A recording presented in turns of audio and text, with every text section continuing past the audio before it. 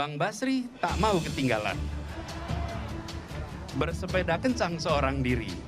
Bertemu Golkar selalu menyenangkan, semoga sering ketemu lagi. Nah, itu resiko ya, figur atau tokoh yang ingin menjadi capres tapi tidak punya partai, maka pasti akan mendekat. Pasti akan bersilaturahmi dengan partai-partai tertentu termasuk dengan Partai Golkar ini. Kalau itu tidak dilakukan ya tentu tidak ada perjuangan untuk bisa menjadi capres dan cawapres. Dari Partai Golkar dan Partai Nasdem, dan kedua silaturahmi kan berlanjut karena Partai Nasdem tentu sebagian besar juga alumni dari Partai Golkar. Ada pembahasan untuk masuk satu koalisi nggak? Ya nanti kita bahas.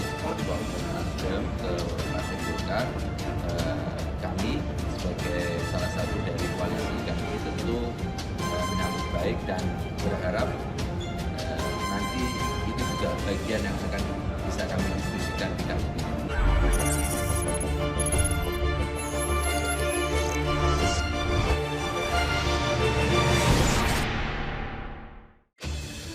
Partai Golkar berpeluang tinggalkan KIB, merapat ke koalisi perubahan usung Anies Baswedan.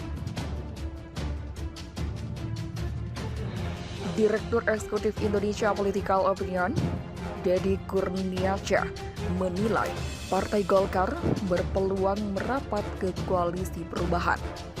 Deddy mengatakan ini karena koalisi perubahan dinilai lebih siap karena telah mendeklarasikan untuk mengusung Anies Baswedan sebagai bakal calon presiden.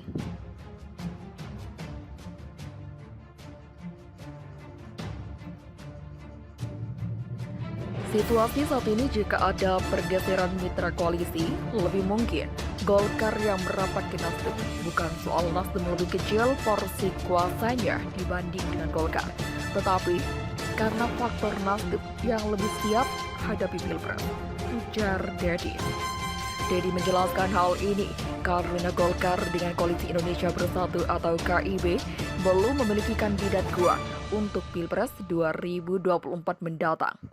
Sosok Erlangga Hartarto yang paling menonjol di koalisi tersebut juga belum memiliki elektabilitas dan penerimaan publik tinggi.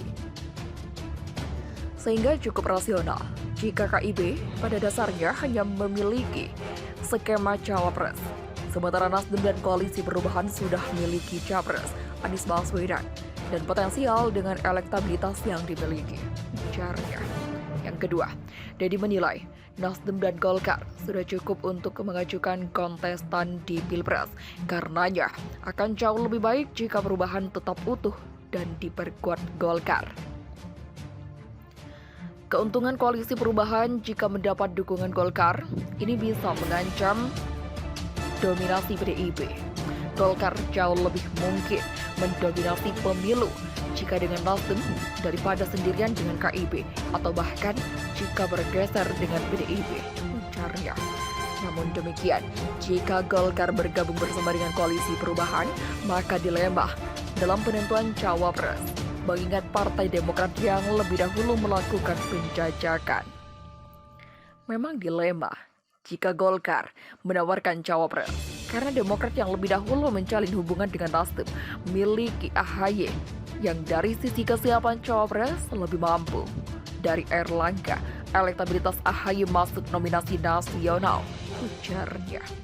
Tetapi politik itu dinamis, semua bisa saja terjadi, tambahnya. Sementara jika Golkar meninggalkan KIB, maka P3 lebih berpeluang merapat PDIP. Sedangkan PAN lebih condong merapat bersama Gerindra. PAN sendiri tidak memiliki banyak sejarah dengan PDIP, sehingga dimungkinkan akan menghindari koalisi dengan PDIP. Mereka bisa ke Gerindra. Tetapi P3 punya hubungan panjang dengan PDIP, sehingga jika KIB kandas, peluang P3 bisa ke PDIP. Ujarnya. Pendapat berbeda diutarakan oleh Direktur Eksekutif Parameter Politik Indonesia, Adi Prayitno.